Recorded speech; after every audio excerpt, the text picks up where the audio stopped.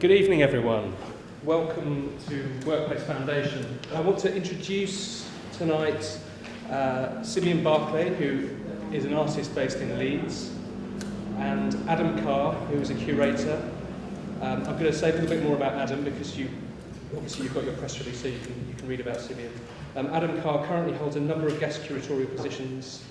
He is preparing Post-it Colombia at an exhibition opening in Bogota, Colombia in September, coinciding with Art Beau, a solo exhibition of the work of Brian Gander opening 2020 in Porto, and an exhibition for Collectors New York together with Jens Hoffman and Adriana Martinez. He has founded Espacio Mango, a new gallery space and exhibition program in Bogota, Colombia, which opened in September 2019. In addition, in a newly formed position as artistic director, he is developing an exhibition program for ERL at Liverpool John Moores University, scheduled to open in July 2020. So, without further ado, thank you. Converse. Thank you. Thanks, I'm going to shut that door and then sit down. Yeah. I get worried about drafts. So, thanks, Miles, for the kind introduction, and thank you all for being here this evening. Thanks to you as well for the invite. It's, I think, great to get together and have a conversation in front of other people, I think, and help kind of collect a lot of the things that we've been discussing over the years. And what I wanted to start with is how we kind of bonded on a kind of joint admiration for jungle and drum and bass music and early rave music and underground club culture. And I'm particularly, in the early 90s, I'm a little bit younger than you, so I wasn't able to go to those events. Sorry, Simeon. But you were, so, hearing those stories is fantastic. But I know that this is kind of built the foundation upon which your work is made, and you seem very attracted to the kind of like visual tropes that went with that kind of era of time, particularly in this exhibition, which has at its centre this idea of dance. But also cleverly you seem to point to a contradiction that's also within the work, but I know that we've spoke about this previously, that although that kind of early ground music was maybe associated with an era of freedom or emancipation of oneself, freeing from kind of larger structures that kind of control society, yet there seems, well, you've pointed out that there seems to be within those contexts kind of their own governance. You speak about the idea of masculinity being encoded in these environments. So I know it's quite a long question actually, but yeah, I don't know if you could if we could start there or unpack it. Yeah. A lot of it's tied to your own biography, your own lived experience, isn't it? Yeah. I suppose arriving in the artist sphere, this world, this art world, anything up to that point, anything up to sort of education for me, in a way I'm a sort of I'm a consumer. I'm a consumer, and it's not until I sort of I'm a mute consumer. I consume, but I have no voice for sort of articulating what it is that all this is. It's not until sort of I find the tools to sort of articulate that within sort of art education that I'm able to sort of speak or try and sort of understand what all this stuff has been, what all this experience has come to, and really understand if it has any sort of value outside of, you know, my understanding of it. Yeah, I think I was thinking about this on the way up, and I was thinking about the archive and sort of understanding, you know, people sort of, you know, they sort of dismiss the archive. They can be quite dismissive of the archive, and I feel it's got more potency than that.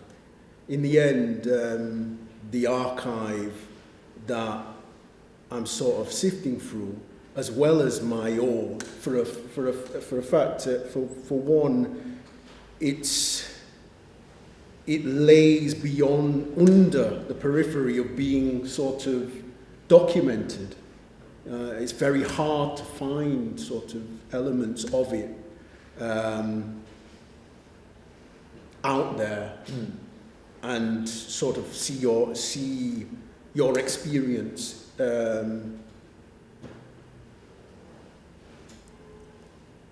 you know, given sort of importance.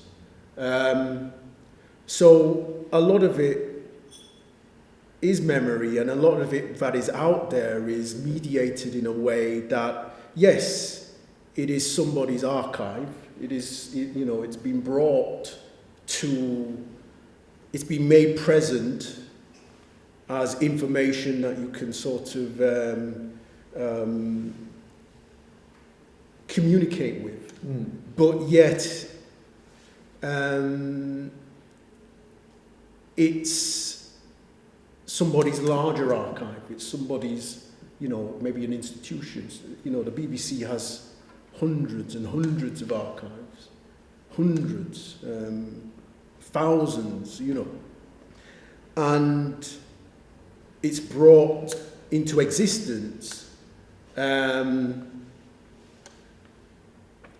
in a way that's mediated through the sort of larger sort of institutional scape. But so that's an archive in itself, but what I want to do is sort of break down that archive and sort of maybe allow it to talk from a very specific sensibility. So removing it and sort of reconfiguring it and sort of understanding it in a different way. I think these things they generally happen because they generally arrive because, you know, either for want of or the choice is made for you, you're outside the mainstream. So therefore, you know, there's a sort of rejection, an alienation. Without those words, because I didn't know alienation or, you know, I didn't know that. I know sometimes it was like walking under a dark cloud or something in a cartoonscape. But I couldn't, you know, I wouldn't sort of put, I'm alienated, and, you know, I didn't. So this is only in retrospect. Yes, yeah. I didn't have the language. You know, most people of my ilk didn't have the language to converse that. But thinking about things that exist outside of language, you spoke quite a lot previously about being arrested by things, being seduced by things. I remember visit to your studio and seeing all the Face magazines and ID magazines. And they're used as not only for the visual properties, but the kind of conceptual conceits as well of being seduced by something that kind of probably relates to, you know, larger structures of capitalism and consumerism. I don't know, you Yeah. can speak a little bit about that Yeah. as well as about this kind of being seduced. Well, I think in the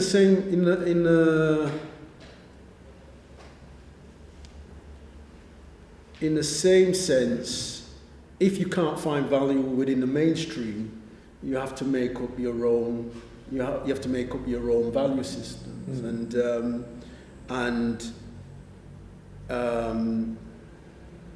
you know, these are, well, they were then probably still is the case. They were inextricably linked to capitalism, you know, and it's again no articulation of that. But if something looked good, something was defined, refined to its most finite point, and it looked good, then you know,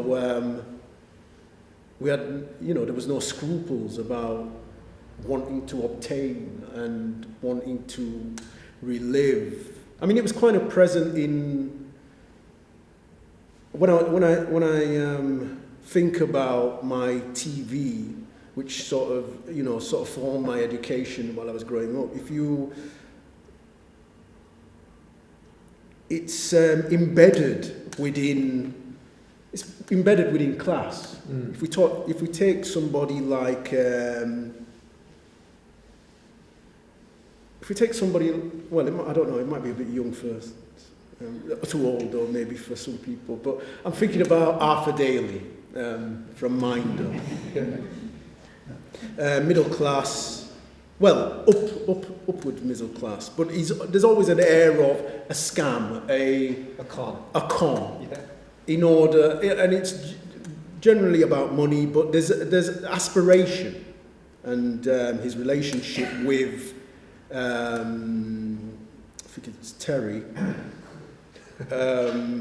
is one of bringing him on board and trying to educate him and trying to show him the ways. But in a way, it's sort of he's on the precipice of falling flat on his face, and and the whole thing is sort of.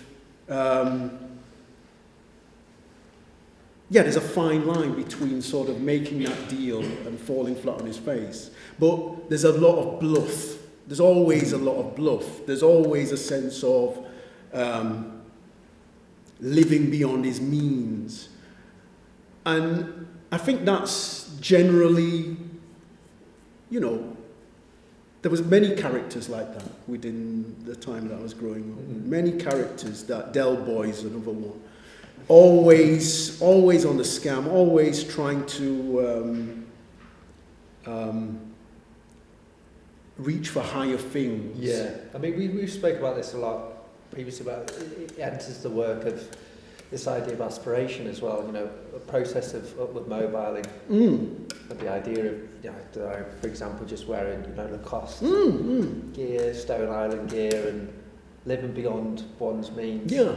It's a bluff. It's good. Yeah. It's a good, because you're within a group in which, it matters, and then there's that one-upmanship as well. There's that one-upmanship within the group. Who's got the best clobber, or who's managed to find that clobber in the most, you know, rarest of places. Yeah, rarest of places, yeah. That's it. And that, again, is a reflection of society as a whole, you know, British society specifically, America, the capitalism and so on, this Dallas, this idea of...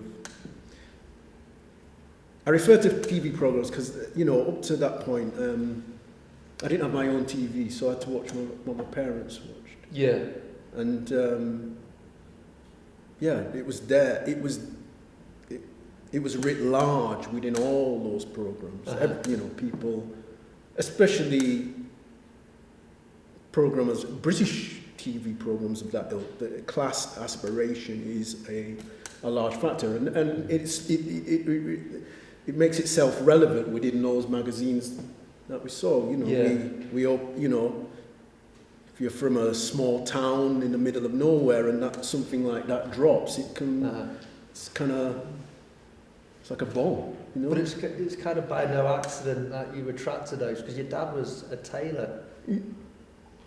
Like, kind of knowing that, the work kind of finds pertinence, that element of your biography, I think, you know, in terms of like the collage and the idea of a strong attention paid to formal qualities of things. And I think, it was, again, I had to sort of understand, retrospectively look back, but I remember it specifically. Probably one of my first, if I look back, one of my first sort of sculptural moments, being young, and my dad sort of, you know, he worked long shifts, but in the times in between in which he had time to make stuff, I didn't really know what he was doing, but he used to. So when you think about the front room, the sofa's usually in a set place, TV's usually in a set place, and you would, you know, if somebody bet you as a young child, you just believe that sofa would never move. You know, it's an immovable object. It's sort of like it's rooted to the carpet, to the floor. But yeah, what he used to do was he used to, you know, he pushed it away. Yeah, he pushed it away, pushed it to one side, and then he'd unfurl this sort of green baize table, sort of like a decorator's table. I don't know if he'd put the green baize on it, but yeah, it just folded out, bam. And then he'd get all this textile and just unfurl it. So it was rolling off the table and onto the floor. And we just thought then, you know. But then he'd start to draw on the material, cut into it. And then, you know, at the end of it, it'd be a 3D form, and a 3D form that we were then asked to parade, and we'd sort of parade up and down this living room. And when I think back to that situation, the uniqueness of that situation, the idea that a room could be moved and transformed and didn't have to, you know, it could be a workspace as well. You know, that was really interesting. But also the idea that you then put on these clothes and you paraded. And it was interesting how, you know, there'd be, if my aunties were around, there'd be a little congregation and they'd whoop you as you walked up and down. Woo! And you felt like, you know, a little man, you know, like, you know, a little man. And that's what they'd call you. But straight away, I knew, not straight away, but in time, I realized, right, okay, so the clothes are like a sort of armor, there was a transformation taking place. I was a scrote one minute, and then I put these clothes on, and people are starting to whoop, and so I knew then. I mean, well, I didn't know that. Well, I knew. Obviously, I had some sense of excitement. You know, God, you know, they're perceiving me in a different way, and I feel that, you know, as far as fashion as a book, you know, it probably, you know, I did want to. I had an investment in maybe what clothes could do. how they reacted and how it could set the stage, you know, for your own perception of self, but you know how people perceived you in the outside world. And I thought that was quite, you know. Just as it kind of can characterise someone's identity and be a form of expression, it's similar to dance as well, that transformative state. So could you tell us a little bit about the research behind this exhibition with the Phoenix Dance Theatre? Yeah. I'd come out of a period of exhibitions. I think I'd maybe done too many. I was back in Leeds, I think. Yeah. Yeah, I was back in Leeds, and it's sort of. I mean, going to art school sort of gave me a real thirst for research, especially down at Goldsmiths. It gave me a real sort of thirst for research, and I actually enjoyed it. You know, sometimes it's kind of I really did enjoy it. So I had some time on my hands, and I thought, right, okay, this is stuff that I'm reading about. I was using the archives at Leeds University. This was stuff I was doing anyway, just for interest, and but I mean, dance had always been sort of an integral thing again, in much the same way as those moments trying on clothes. I think dance as a form of expression that existed within maybe family parties, that sort of thing, where you'd be shoved on to and sort of paraded and perform. And if you did well, then you got some recognition. And I think again, and I don't remember it now, but I think I don't know what I was doing, but it was a form of expression that I enjoyed. Because I mean, when I started doing the research at university, I started coming across notations, and I realised, oh shit, this is heavily choreographed. This is within a millimetre of its life. But back then, as a young guy, I feel like dance was. It was a pure form of expression, a sort of, which wasn't governed by at that time wasn't governed by any rules or or particular way. And then I guess probably against TV, Saturday matinees. So it would be Saturday, and there'd be musicals on, West Side Story and stuff featuring Fred Astaire, and I enjoyed watching, and then I enjoyed watching that, and I enjoyed watching those performances. I enjoyed. That sort of, I felt, I mean, it sort of harboured, it sort of was integral to the movie. Those movements were integral to the movie. They sort of moved the movie on from scene to scene. But there was, I sensed that there was no shame in it. That these male performers were dancing, and they were still, it was still heroic, just to say. So there was no detriment to that. The detriment that comes maybe as you arrive at your teens and you start getting conscious. Yes. But even then,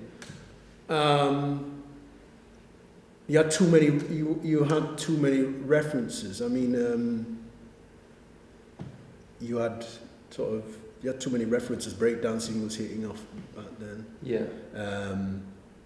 Michael Jackson was big. So dance was, it was something to again aspire to be good at, to find some sort of esteem within that. So yeah, when it came to actually sort of clubbing and nightclubs and everything that came beyond that, then it still made sense. It still, you still wanted to. And then the relationship with Phoenix. Oh, Phoenix, yes. Yeah. I suppose, so the research was, sort of progressing, and I approached Phoenix, said, I've got this research, I'd really appreciate sort of getting behind the scenes. Because another aspect was, as a child, I'd been taken to the theatre, and rare opportunity. I don't remember what I saw, but I remember how I felt enclosed, and there was the action happening, and it was lit, and it was a sort of rich experience that really. And I'd just recently then started, because again, in some respects, things just fade in and out. Although that experience was, that experience at the theatre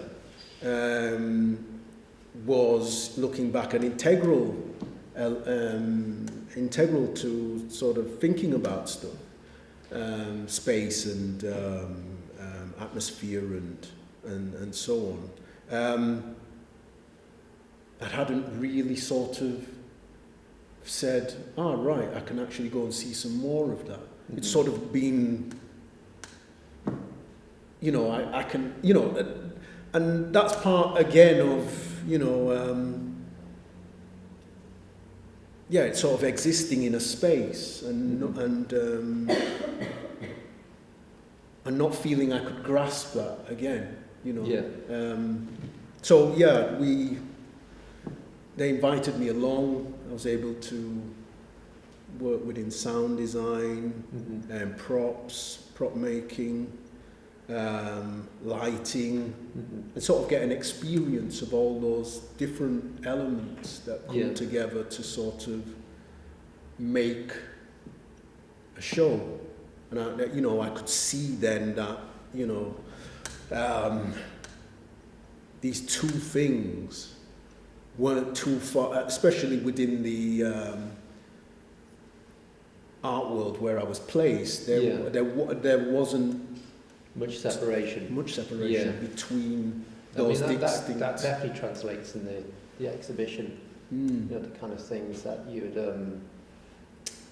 would just simply learn about. The idea of choreography, lighting, staging, set design, the idea of putting things in certain positions in which you're having to navigating the viewers. There's moments in the show over there where they kind of demarcate something that you're not allowed to get into, and in a similar way, the cubes as well. I know that you spoke about them as being physical, hermetic things, but the idea of them drawing a parallel between your kind of like lived experience of being enclosed within sectors. But they also as well speak about, I don't know if it's too known, but you came late in life to art, Yeah. and you had a previous career working in industrial design. Well, But that's something that is still, it's integral to the work, particularly the production of the work as well. Yeah. I suppose when I went to art school, the idea of me sort of, I was grasping, I was hungry, I was, and just felt like time was running away, and I just needed to sort of, get to grips with it. I suppose my own sort of insecurity at, not having gone the usual way, not having sort of gone the usual route. So I was keen to, as much as I could experiment, I was keen. I just couldn't start painting. Yeah. Yeah. I couldn't just, probably because of my own sort of rarefied idea of painting at the time and what it takes, but I just, it was probably that. Was there like a particular moment where you thought, I'm going to give up my job and go to art school? Was there a reason? I suppose in a way I'd sort of been living a duality, I think. And in one sense, half of my life was work, and in the other, it was just all out larceny. It was just so I lived. So there was the sense of clocking on, being a number,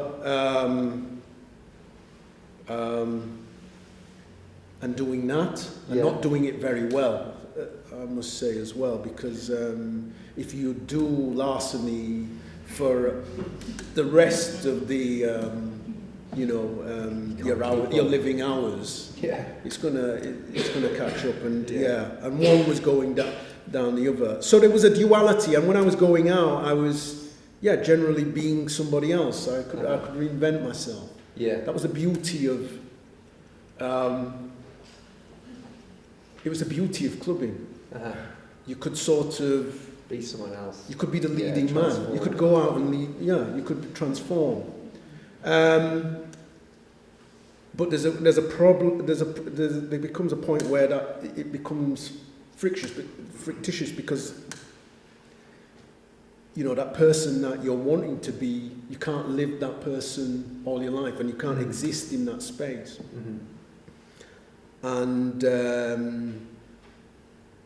I wanted something that sort of I talk about Bjork, the Bjork moment, the sense that if you met Bjork, if you were a postman and you went and you had to deliver an Amazon parcel to Bjork in the morning, it's going to pretty much be Bjork as much as she is on the television. Or in a club or something. And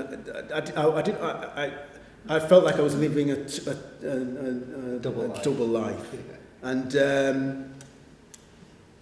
I suppose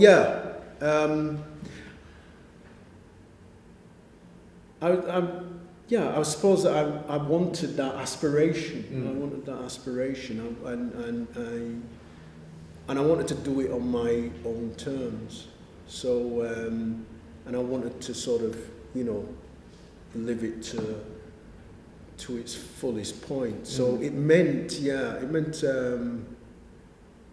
a lot of sacrifice, but once I went to night school, and once I started reading, and once I realised, bloody hell, I have a sort of context for my experience in this world. It was kind of a vehicle through which you could make sense. Yes. your experiences. Yeah, definitely. And why, throughout my life, I'd always sort of tried to rally against any sort of perception or any sort of fixity. Yeah.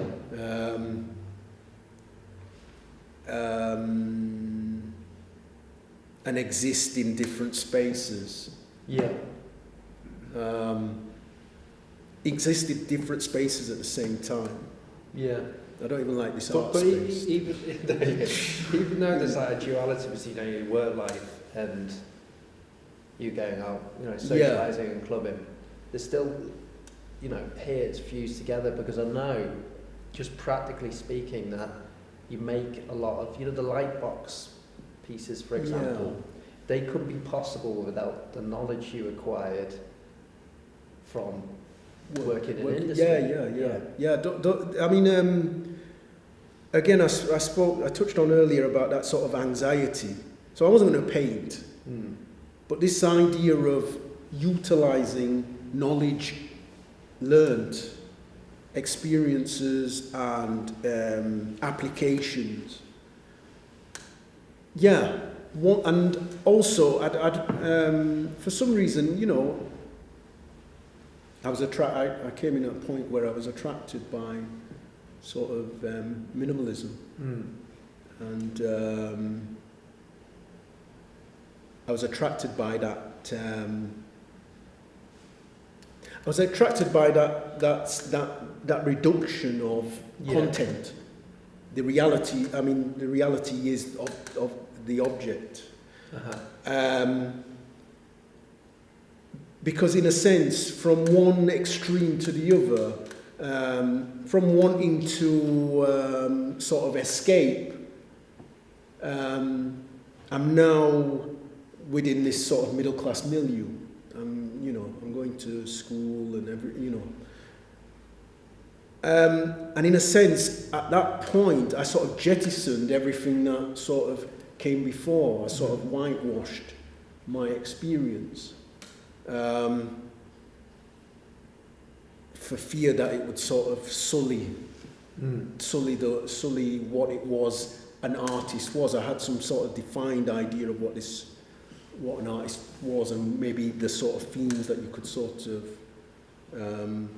look at. Yeah. So you feel like initially you're playing some kind of role. Yeah. Yeah. Again, and I guess it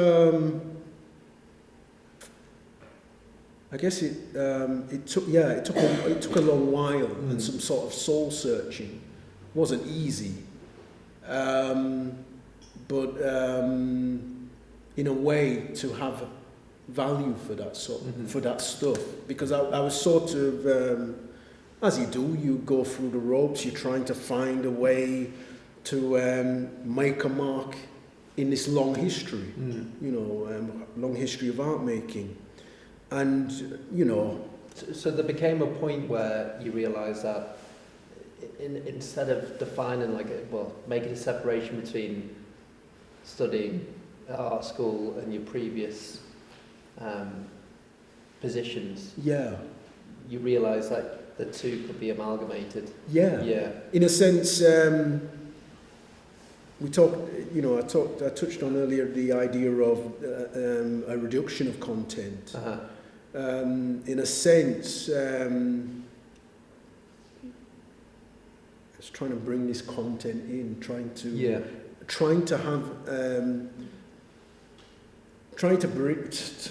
have some specificness, a sense of specificness, something that I'm still in the process of doing, but trying to sort of find a way that there was no sort of separation. Yeah. However I articulated myself. Yeah. Would be formed within the materials, it would be formed within the experience, and use all those elements to sort of play back and forth with those different ideas. I know you've used the analogy about blue tap before, that kind of moulding and remoulding a sense of self. Yeah.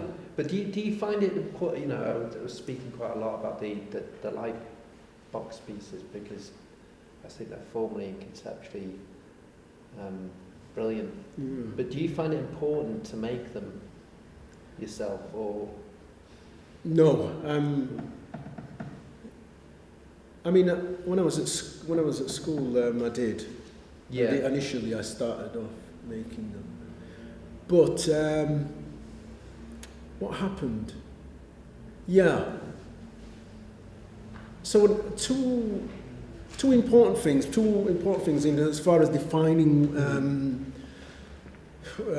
what sort of gave me space to sort of have value in my own experience, but I suppose in a way, and they all sort of happened at school. Was this sense of being around a certain milieu at school, and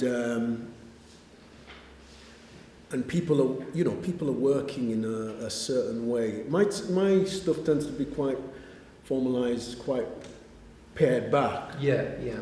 But initially, and I still have a love for messy collage and stuff, but initially that was maybe within a certain sort of group at school. That was the style, and I mean, in terms of kind of paring things back, the perspex sculptures, for example, one could think about Donald Judd, Sol LeWitt, or the pared back to finite simplicity, and yet that's subverted in a sense with Terence Trent D'Arby. There's kind of like two disparate kind of histories. Maybe you could expand on that. Because he's a tragic. Yes, figure, definitely. I mean, I sort of, as a male, you were attracted to him. He was quite, very, attractive for women, but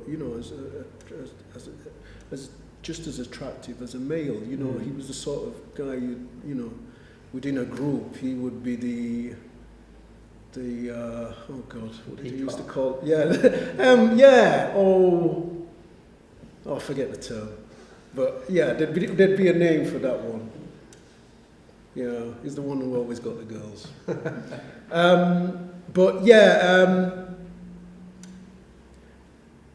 He's quite strange because for me, he has a European sensibility. Within his music, within his language, he uses British colloquialisms. He's American by birth and has lived a long experience in America.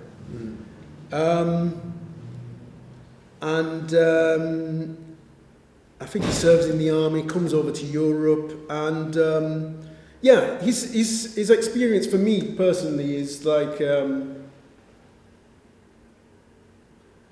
in the same sense, he's not black enough for America. In the same sense as Jimi Hendrix. Both of them had to come to the UK and then go back to the US to gain a level of acceptance. That's right. Yeah. But it wasn't until they arrived in the UK, and there was a certain openness, a certain openness that allowed him to sort of excel. But I mean, as well as being beautiful, he was a peacock. He was very confident, very cocky, very out there. He claimed that the Beatles had nothing on him. So to sort of go in there at that sort of level and just be sort of that's quite attractive to young guys. That sort of peacockry. And he has a by all accounts, a sort of massive first album. But then I was sort of, I was interested in his downfall, and the downfall came. The second album wasn't as great, and I'm always interested in how you sort of, how you, you know, as males, how do you, you know, sort of deal with that, you know, well, it's an experience that I've witnessed, you know, throughout my sort of life, you know. If you think back to the cock of the school, that one period, and then, you know, he meets the person that, you know, it's a no bout, but, you know,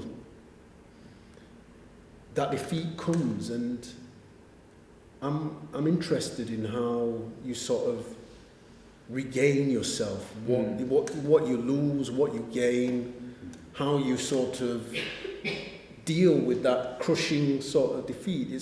You know, it's sort of the I love, you know, boxing, sports generally. You know, it's the premise is all sort of it's there. You know, it's that. So a lot Goliath of ties back in with this idea of aspiration and upward mobiling, and the idea of trying to define one's identity, even though one might have been ascribed to them.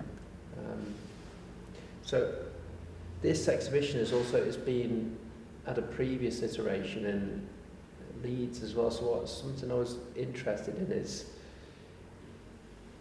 the kind of particularities, the differences between the two venues. Because, you know, if you think about like choreography, which I know has been an important part of the work even before you went to the Phoenix dance company, that it allows you to choreograph the same work, which I think, you know, conceptually is interesting. Interesting, the opportunity to have.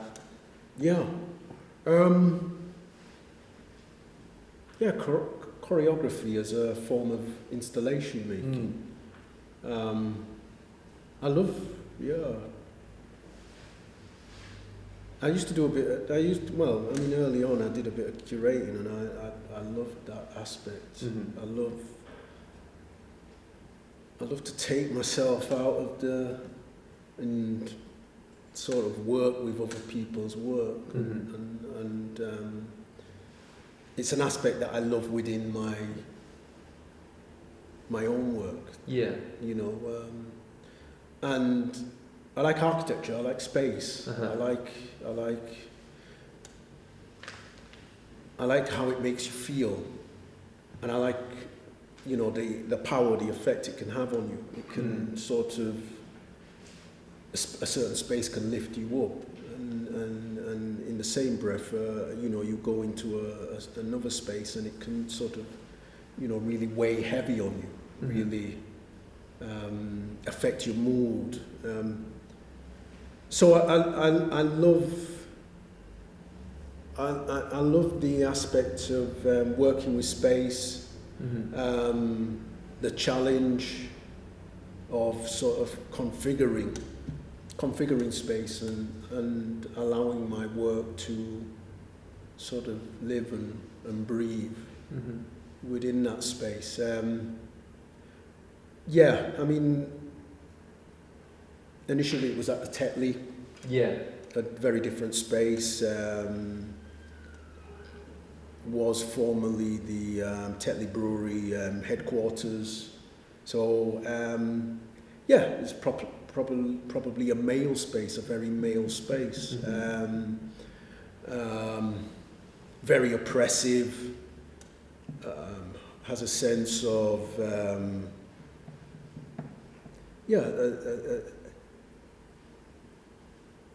wood panels and stuff. You know, that's kind of for me that's kind of oppressive, you know. Especially wood panels that, you know, probably, I don't know when it was built, but it was put in late. It wasn't, you know, it wasn't. And I sort of had to work with that, which brought me to the idea that it's fairly segmented. The space is fairly segmented, maybe 12 rooms in total. And I was lucky that I was a resident of Leeds. Yeah. I'd seen So many you're exhibitions. familiar with the context and- You don't get, you know, it's very often not the case that as an artist you come to sort of live and breathe in a space in that extent. I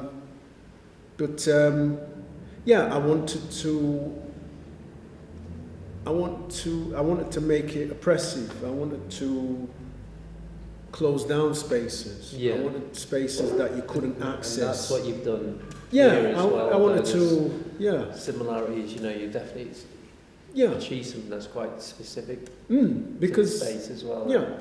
Addressed as like architectural particularities, no, just simply by No. creating blockades and. I was very keen to.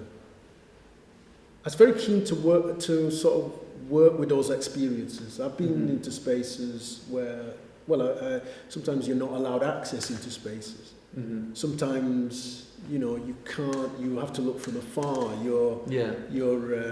But because you were recently a resident of, was it Cambridge? Yeah, University of Cambridge. Yeah. So you're a resident of Cambridge, and you're allowed access to a lot of their archives, weren't you? Yeah. So has that culminated in any work yet, or is it still being processed and sort of digested?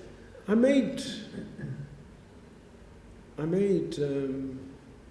focused on photography.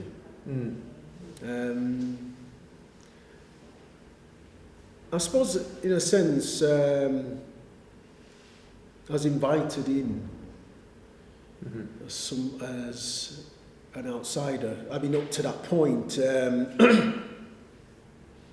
any sort of, I'd never been to Cambridge,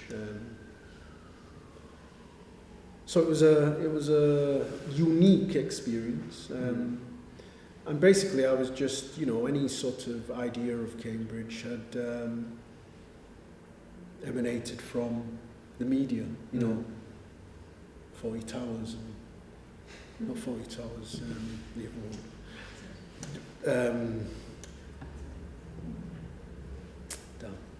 But yeah, class again. Yeah. You know, if I'm gonna, 40 Towers, John Cleese probably went there, so yeah. And then John Cleese was in the thing that I'm trying to remember, but I can't. That's the one, yeah. So the Cambridge Brigade, Cambridge Lights, all that sort of existence.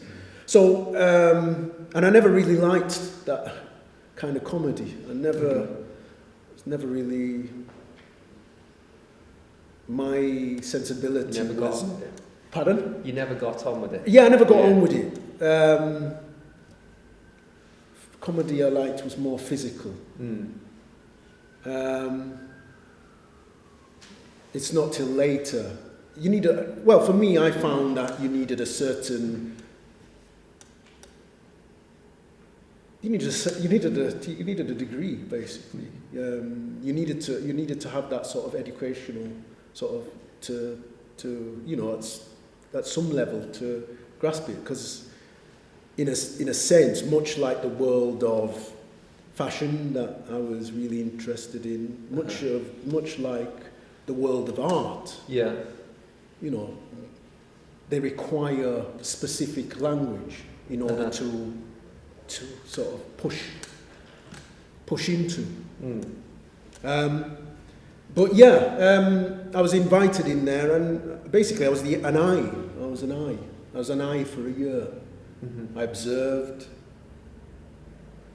It's you know, some of the craziest British, you know, bar the Queen, you know, Oxford and Cambridge, you know, up there as brands, British brands that overseas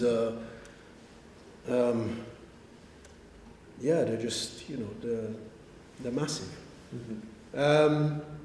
So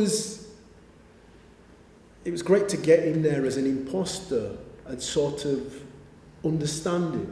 Yeah. Understand it in a way. And in a same sense, there was that duality. I was living that duality again.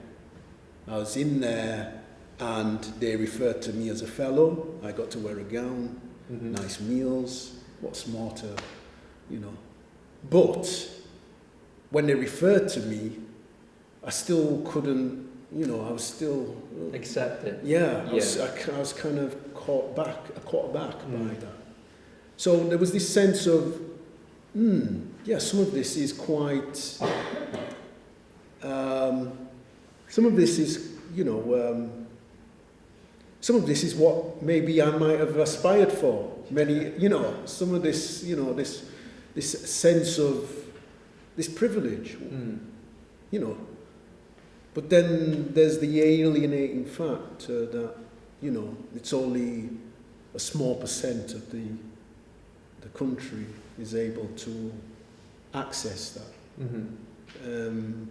which just makes you, you know, you're like, yeah, this is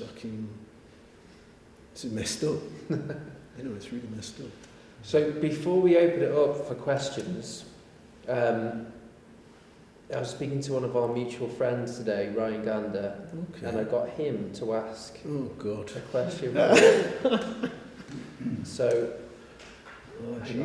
what is your relationship to nostalgia? And if you were born 20 years later, how would that inform your idea of retrospective vision? What is my relationship to the soldier? Fucking hell. If you were born 20 years later, how would that inform your idea of retrospective vision?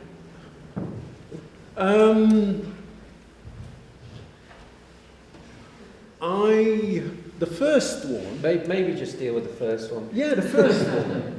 I can sort of understand. Well, no, I can't understand it, but I'll, you know, I think I'll like, whenever, like a good politician, if you're thrown a question, you just swerve it to your own devices. So, yeah, the soldier is an integral, it's an integral part of growing up. It's like,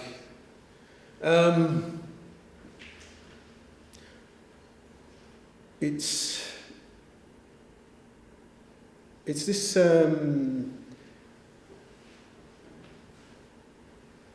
I think this is the heroic, it's the heroic idea of the soldier and the, you know, militancy of the soldier. A lot of what is it, you know, it's no idea that, I mean, it's no, if you think about reggae culture in the UK, if you think about early reggae culture in the UK, you know, it was fatigues. It's a war out there. Generally, you know, it's no, if you think about why grime artists wear all black, it's about a uniform. It's all about this. So the soldier can reflect in the uniform, an idea that you belong to a group, a family. He actually asked nostalgia. I'm working the question here. I've got to swerve on it because I couldn't have asked him in that sense. But it is about.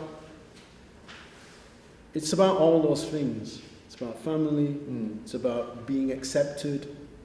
It's about rules. It's about, and you know, every part of the subcultures that I was involved in had that element. You know, a soldier might not sort of translate as, you know, no, everybody sees a soldier. A soldier is, it's a militant idea. It's a, you know, having belief, and sometimes you have to stand outside.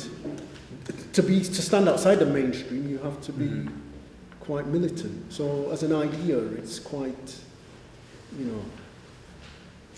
know, growing up as a youth, yeah. I mean, if you think about the SAS, all black, they look cool. They They formed as a partnership, very hard to get into. This is, this is some of the subcultures that I'm talking about. This is, certain cliques that you couldn't get into because you couldn't, you didn't have the right gear or weren't attired correctly or, So the idea of a soldier was, a very recurrent sort of theme. Nobody could articulate it, but I articulate it. Now I see what it is. But as for the nostalgic, well, I think it's nostalgic. Well, nostalgic. No, I don't do nostalgia. I always feel like I talk about this archive is. It's got context. It's got too much context. It's got too much. Can't be. It's not just for the fun of it. This is. The things that we're living through now at this present time is very relevant to, the yesteryear. Yeah. Yeah. It's very, we're talking about, dare I say it, the BR. EXIT. Yeah. And we're talking about those sort of values. What are we, what are certain people wanting? Yeah. What values are we aspiring to? That's what right. Trying to achieve? Yeah. Are we moving forwards or swiftly backwards? So, contextually,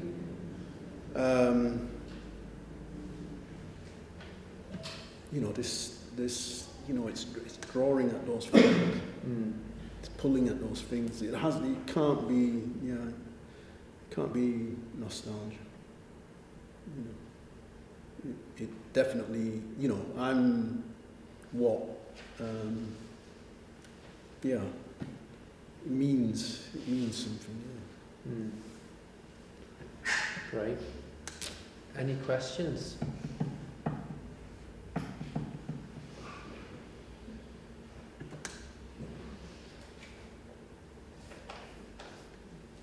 Miles is gone. Yeah, Oh God. Oh, I'm sort of formulating several different questions at once. So okay. I'm very interested in the journey of you as an individual, as a human being, going from working class background in Leeds through working in industry, in a factory, having worked in a factory for a little bit and have a little bit of an understanding of that experience. I know you spoke a little bit about that, but I'm particularly interested in something you talk about, which is this idea of masculinity, performing masculinity, and how that comes with you through your sort of practice as an artist and in an art world that's very, in a post-feminist art world, or a feminist art, if you like. And I'm particularly interested in that idea, and especially as a working class black artist, in the north. Could you just I know without going over the whole thing again. Let me think now.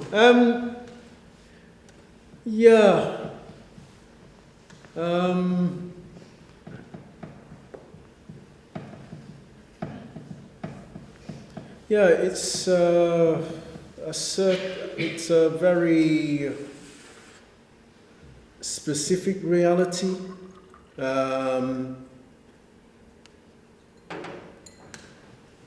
It's not. I suppose it's not.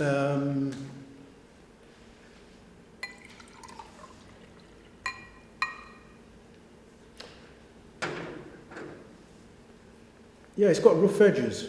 It's got rough. For example, when you came up to hang the exhibition, we had a conversation about your use of Vogue magazine and the experience of sitting in a manageable hut in the industrial workplace, where there's a kind of pressure and expectation to read, the Sunday Sport, News of the World, Sun, and then through time you start to bring in Vogue magazine and The Face Mm.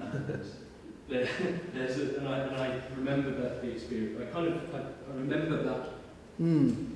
experience myself, having been in that environment, and How you it takes negotiate. something to shift out of it. Yeah. Yeah, I suppose. It's like a collision, isn't it? That happens also in the work. Yeah. Well, yeah. It's a very masculine environment. In a way, everything has a sort of physicality around it. You know,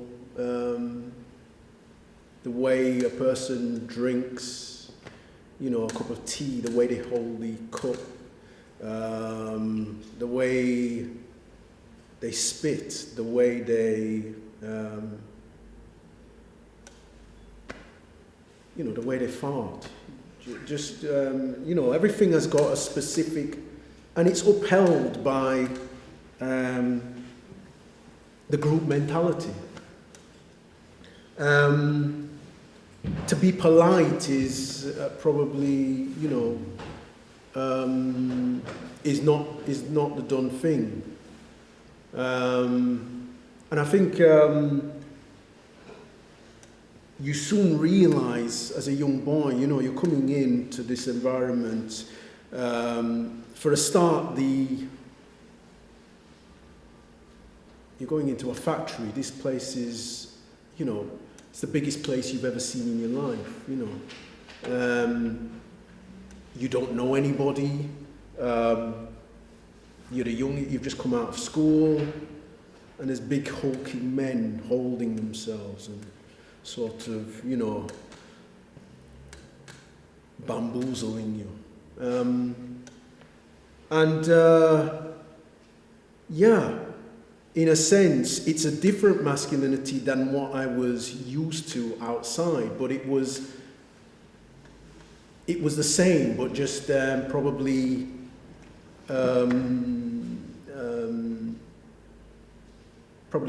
propelled,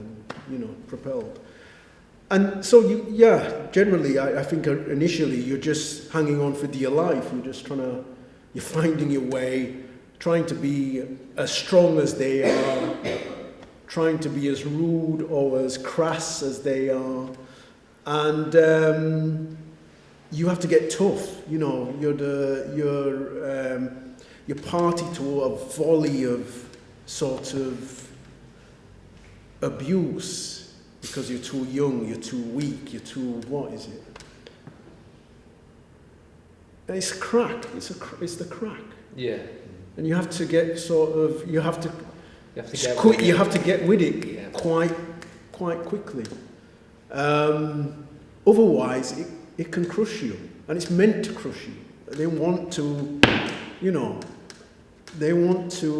sort of, you know, instead of you being the butt of everything for a year, 2 years, you want to sort of reduce that to maybe 4 or 5 months and sort of, and hope that somebody else comes and replaces you, and then you can breathe a sigh of relief. But it's, it was quite I won't say it was vicious. I won't say it was vicious, but it was very testing. And I knew this through just hanging out with my mates. I knew it was always a testing time. You couldn't quite relax because there'd be somebody sort of testing you. And if you did something wrong, then everybody would sort of come down on you. So it was a very male sort of chauvinistic, very, what is it?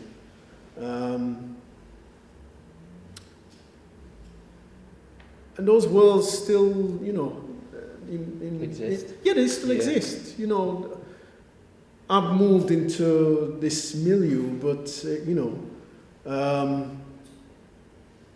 I go down the pub, and you know, I go in certain pubs, and it's there, it's rife, it's you know, it's large, living it large, living with bluster, living quick of wit. You know, being quick-witted. and nimble with your wittiness. That, you know, there was such a prize for that sort of skill. It's like a currency, isn't it? Yeah. And that was work life. That was, but yeah, I don't know how. I just tested the. I think I'd just sort of come to that point now where,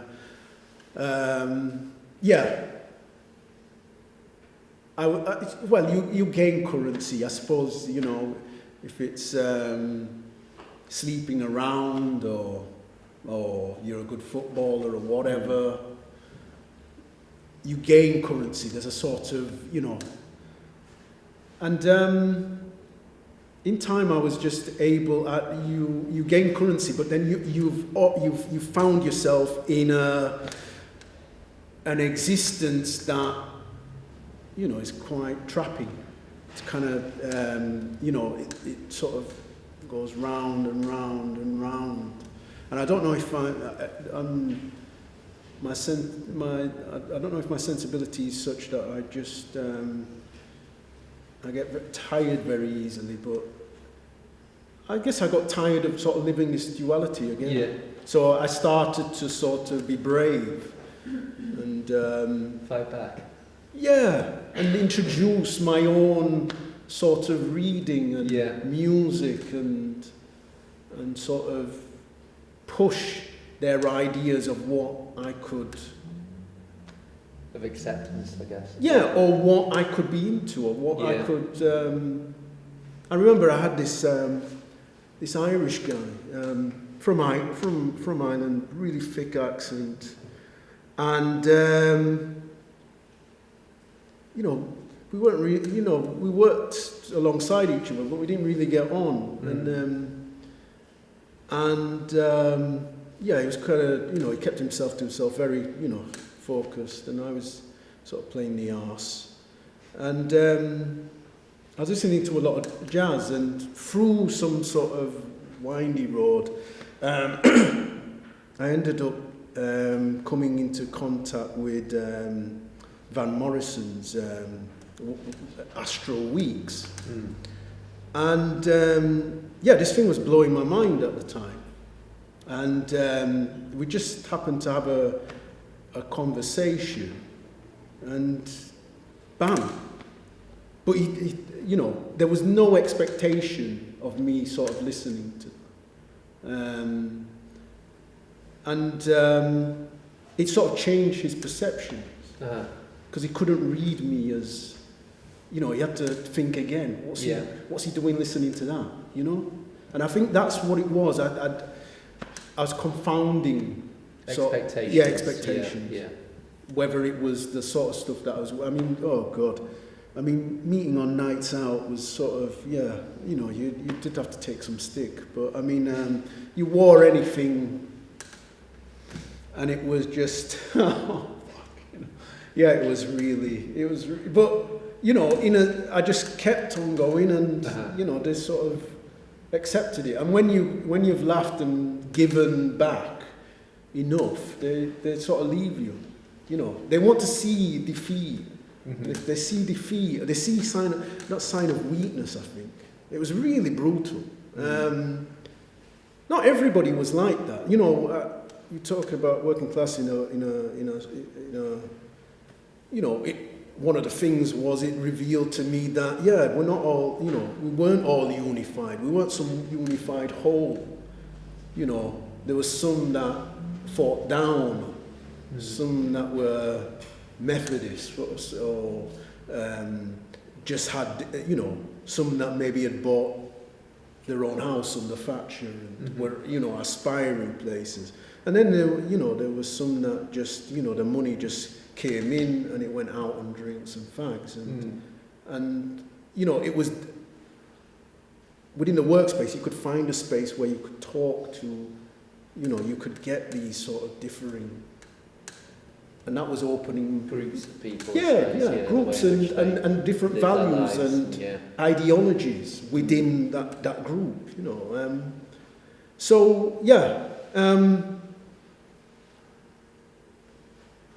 And then it was, I suppose going to night school and, that sort of, I remember what you used to do is you used to have your overalls and you used to overalls, and you'd shove your paper, your star or your mirror or if you were really, you'd have quite a few, you'd go in, yes. So you'd stuff them down your trousers, and then you'd go to the toilet and you'd sort of spend your time running through them, and you'd be in the next cubicle and somebody'd be there rustling the paper and you'd be rustling your paper. And then I remember I started reading broadsheets. And they were kind of really difficult to sort of get, out of the cubicle. Mobile. No, they weren't mobile. But I, in my spare time when I did read them and they'd come in, they'd sort of like, who's reading that? And be like, knocking it down and stuff. But I remember, as soon as night school arrived, and nobody had sort of told me that you sort of, this is before I'd gone to university, nobody's told me that you'd sort of, when you research stuff, you sort of, you get a book, you look at you look through it for the things you want to cite, and, you make your marker and stuff. But nobody had told me that. So, I'd sort of, I'd started reading about Marx and what Das Kapital. Mm-hmm. And I read the book from start to finish, like it's like a massive tool.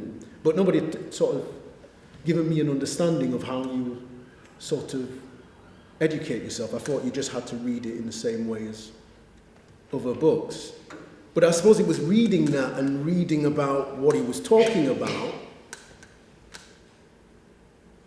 and understanding labour and understanding my own sort of position within the structure of work.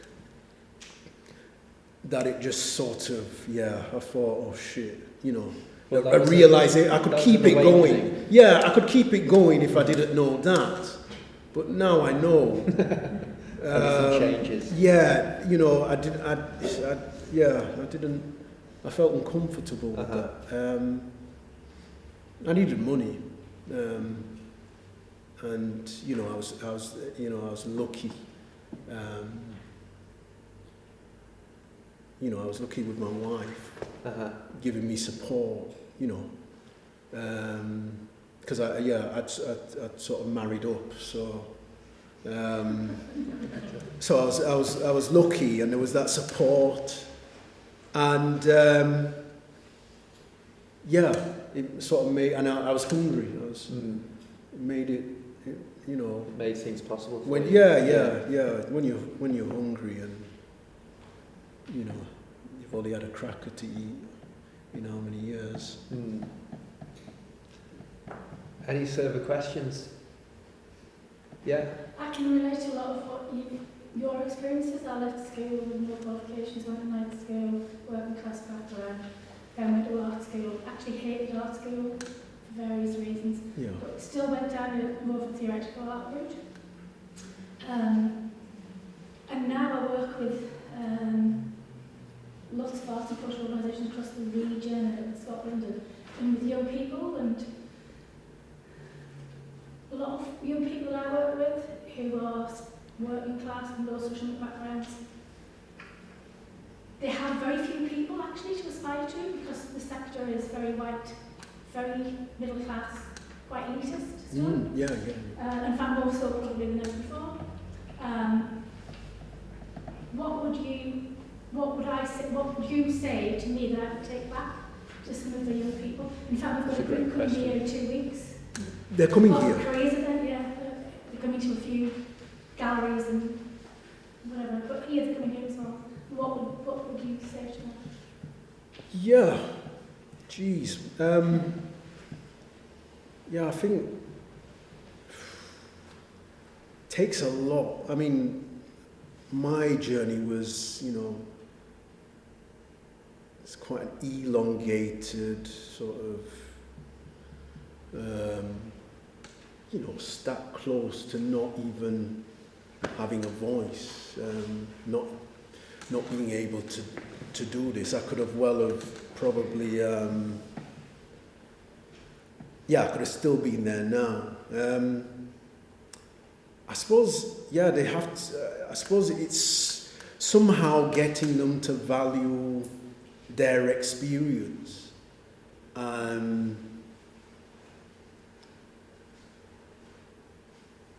Somehow getting them to value what their lived experience.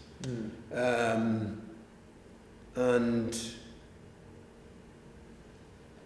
I'm not saying it'll come, you know, I think, it's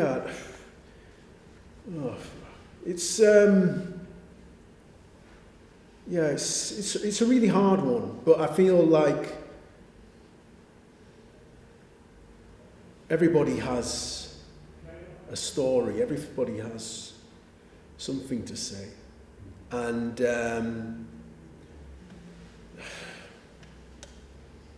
you know, it's intrinsically everybody has something to say, everybody has value, everybody has something to bring to the pie, but I do worry about what happens next and how you sort of give it voice, because like you say, you know, rare,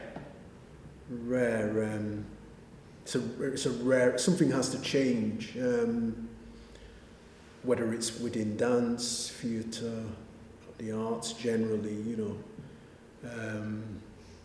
people are, you know, it's not diverse enough, it's not rich enough. There's a real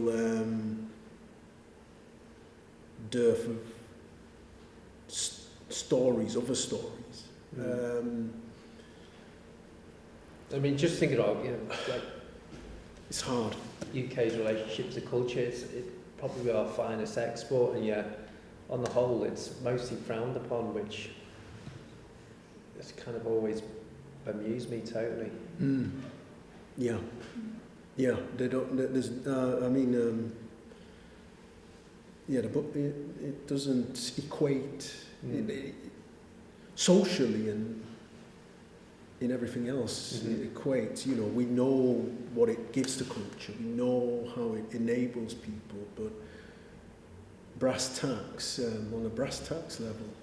1.1. Yeah, it's nearly 1.2 billion pound.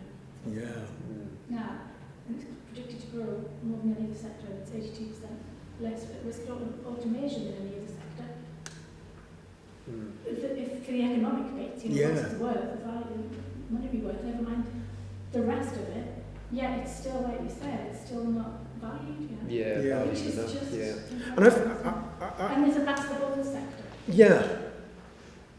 I mean, going back to that, I think it's, you know, I think the arts is, you know, the industry for those sort of stories, that sort of expression. Not just for the fact that we're adding a voice, but, you know, there's a sort of autonomy, a sense of autonomy that you wrestle within within cultural production that is, you know, it's vital, I feel. And I feel like, I don't think I could have, I think to myself, when I think of that, I think, God, you know, I maybe would have struggled to do anything else, in a sense, because what it has allowed me is to wrestle from start to finish what it is that, you know, I'm invested in. And sort of, and I feel like it's that value and that self-worth and knowing that, yes, you know, hopefully there's somebody in the pipeline that will allow that to sort of flourish. And then you'll have that, you know, then maybe you're given that autonomy to make that happen. And, you know, I definitely feel it's, if you're a writer or whatever, you know, you're definitely on top of what it is. Not saying it's easy, but, and it's not for everybody. It's not for everybody. You've got to have a certain temperament. But, yeah, I mean, at school, I think most of the teachers that I remember, there was only one or two, but they were enablers. And it didn't make sense then, that's the thing. I think, you know, you can't write it off at that moment in time. But if I think back to, you know, my English teacher, Mr. Walker, and what he was introducing us to, and he was talking about the working class experience, and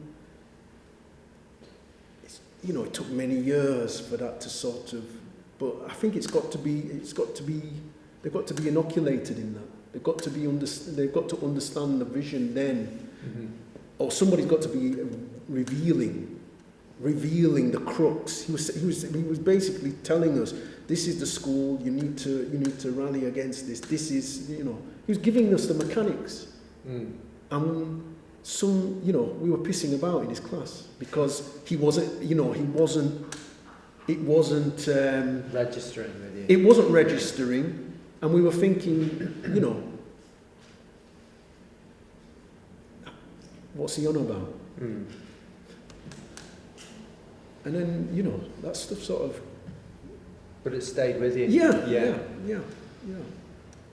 So it's vital for people to be saying that, sort of revealing what this is, and this, you know, this Brexit, you know, I mean, whose country, you know?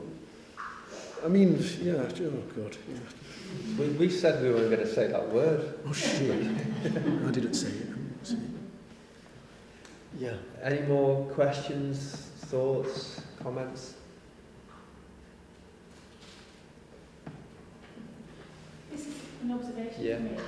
The other thing that, well, I thought of when I was looking around, and then when you were talking about your work earlier about fashion and about, you know, how you progress through stages, when I think of, you know, like the classic gangster films, this reminds me of that, and obviously dress was such a huge, you know, a signifier in those films. Yeah. So when I was looking around, that's what sprung to mind, and obviously at that time, you know, the tap dance scene as well, and all that. So when he was then started talking about dress, like, oh yeah, you know, it makes perfect sense. Yeah. Again, gang, soldiers, gang, aspiration, by any means necessary. Yeah. That's the, you know, that's what we love about the gangster. We like that rogue element, that chancer, but not one who takes a chance, changes destiny. Yeah. Okay. Thank you very much, Simeon. No, thank you.